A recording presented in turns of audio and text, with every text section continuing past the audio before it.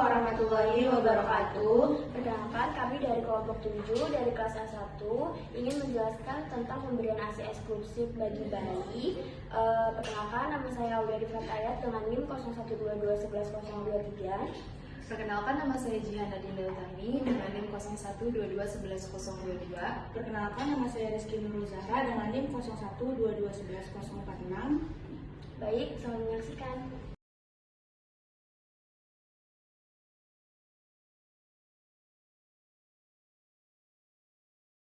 Sini saya akan menjelaskan pemberian ASI eksklusif pada bayi. Jadi, apa sih yang dimaksud dengan ASI eksklusif? ASI eksklusif merujuk pada memberikan air susu ibu, ASI sebagai satu-satunya sumber nutrisi bagi bayi, tanpa memberikan makanan atau minuman lainnya. Dalam praktiknya, ASI eksklusif berarti bayi hanya diberikan ASI baik langsung dari payudara ibu atau dengan menggunakan pompa ASI untuk memberikannya dalam bentuk botol. Tidak ada penggunaan susu formula, jus, air atau makanan lain yang diberikan kepada bayi selama periode ini. ASI eksklusif diberikan selama 6 bulan pertama kehidupan bayi. ASI mengandung semua nutrisi yang diperlukan bayi, termasuk protein, lemak, karbohidrat, vitamin, mineral, dan zat kekebalan. Selain itu, ASI juga mengandung antibodi yang membantu melindungi bayi dari penyakit infeksi.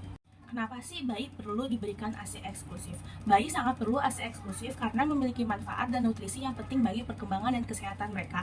ASI eksklusif mengandung semua nutrisi penting yang dibutuhkan bayi untuk tumbuh dan berkembang dengan baik. Memberikan ASI eksklusif juga memungkinkan ibu dan bayi untuk terhubung secara emosional, kontak fisik saat menyusui, dan memperkuat ikatan antara ibu dan bayi. Meningkatkan rasa aman dan keintiman di antara keduanya. Asupan yang paling baik untuk diberikan kepada si kecil adalah ASI atau air susu ibu. Selama 6 bulan pertama kehidupan bayi, ibu tidak perlu memberikan tambahan asupan apapun lagi karena air susu ibu sudah memenuhi nutrisi yang penting untuk bayi. Manfaat ASI eksklusif ada dua, yaitu pada bayi dan ibu. Pada bayi, yang pertama, ASI merupakan sumber gizi yang sangat ideal. Komposisi ASI sangat tepat bagi kebutuhan tumbuh kembang bayi berdasarkan usianya. Setelah usia 6 bulan, bayi harus mulai diberi makanan padat, tetapi ASI dapat diteruskan sampai usia 2 tahun atau lebih. Yang kedua, menurunkan risiko kematian neonatal. Sekitar 40% penyebab kematian bayi dikarenakan oleh penyakit infeksi, yaitu pneumonia dan diare. Bayi belum memiliki komponen kekebalan tubuh yang lengkap layaknya orang dewasa, sehingga bakteri dan virus lebih mudah berkembang. Yang ketiga, ASI meningkatkan daya tahan tubuh bayi. Kolostrum mengandung zat kekebalan 10-17 kali lebih banyak dari ASI matur. Zat kekebalan yang terdapat pada ASI antara lain akan melindungi bayi dan alergi, penyebab infeksi seperti diare, infeksi telinga, batuk, dan pilek. Yang keempat, tidak menyebabkan alergi. Konsumsi ASI secara eksklusif membantu pematangan pelapis usus dan menghalangi masuknya molekul pemicu alergi. Yang kelima, mudah dicerna, diserap, dan mengandung enzim pencernaan. Komposisi zat gizi ASI bukan hanya tepat dalam hal jumlah, tetapi proporsi zat gizi ASI juga membuat ASI mudah dicerna oleh bayi. ASI mengandung protein dan asam lemak dengan rasio yang pas sehingga mudah dicerna oleh bayi. Yang kedua, manfaat bagi ibu. Yang pertama, mencegah pendarahan pasca persalinan. Memberikan ASI setelah ibu melahirkan merupakan metode yang efektif untuk mencegah pendarahan pasca persalinan. Yang kedua, mengurangi anemia. Setelah melahirkan, ibu beresiko mengalami anemia. Hal ini disebabkan karena banyaknya darah yang keluar dari tubuh ibu saat proses melahirkan. Memberikan ASI segera setelah bayi lahir dapat mencegah pendarahan sehingga dapat mengurangi resiko anemia pada ibu. Yang ketiga, mengurangi resiko kanker ovarium dan payudara. Terdapat beberapa penelitian yang menunjukkan bahwa semakin lama dan semakin sering ibu menyusui akan memberikan efek protektif terhadap kanker ovarium dan kanker payudara. Yang keempat, memberikan rasa dibutuhkan. Ibu merupakan tokoh utama dalam proses menyusui. Menyusui bayi dengan ASI merupakan fenomena yang menunjukkan peran seorang ibu pada awal kehidupan bayi. Secara psikologis, proses menyusui akan menumbuhkan rasa bangga dan membuat ibu merasa dibutuhkan. Next, di sini ada keuntungan ASI eksklusif.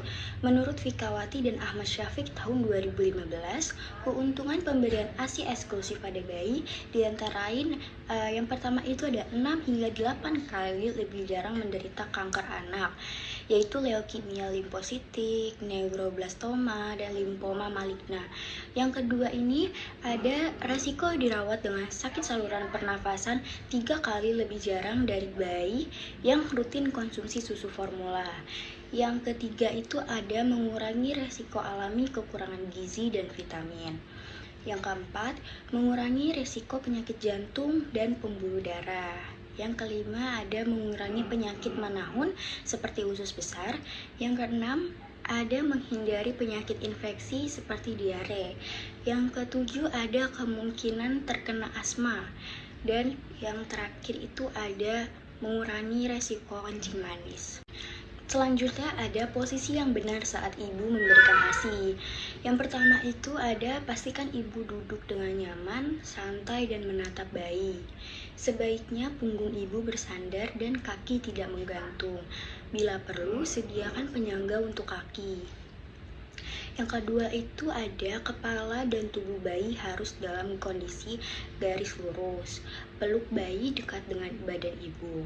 Sebaiknya seluruh badan bayi ditopang sehingga bayi dapat mendekat ke payudara dan hidung berhadapan dengan puting. Yang ketiga itu ada apabila memiliki bayi kembar, maka kedua bayi dapat disusui secara bersamaan dalam posisi menyilang atau menyangga di bawah ketiak ibu. Pastikan ibu mendapatkan posisi yang paling nyaman saat menyusui dan dekap bayi sedekat mungkin dan hadapkan ia ke payudara dengan posisi tubuh yang lurus. Next, cara menyimpan ASI yang benar. Yang pertama itu ada simpan ASI di suhu 0 hingga 4 derajat Celcius di lemari es. Pada suhu ini, ASI bisa bertahan selama 1 hingga 2 hari. Dan yang kedua ini ada bila ibu ingin menyimpan ASI dalam suhu ruangan 19 hingga 25 derajat Celcius, ASI hanya bisa tahan 4 hingga 8 jam. Yang ketiga ini ada ASI yang disimpan dalam freezer 1 pintu bisa tahan selama 2 bulan. Yang keempat ada ASI yang disimpan di dalam lemari es 2 pintu bisa tahan lebih lama dengan durasi 3-4 bulan. Yang kelima ada pastikan ASI disimpan dalam kemasan plastik polietilen atau gelas kaca. Selanjutnya ada tahapan produksi ASI. Yang pertama kolostrum, ASI hari pertama hingga ke-7. Ini adalah jenis ASI pertama yang hadir pada akhir kehamilan dan selama beberapa hari pertama setelah bayi lahir. Jumlah kolostrum yang dibuat tubuh ibu sedikit, tapi volume kecil itu mengandung semua yang dibutuhkan bayi baru dalam beberapa hari pertama kehidupan. Yang kedua ada ASI transisi, ASI hari ke-7 hingga hari ke-14.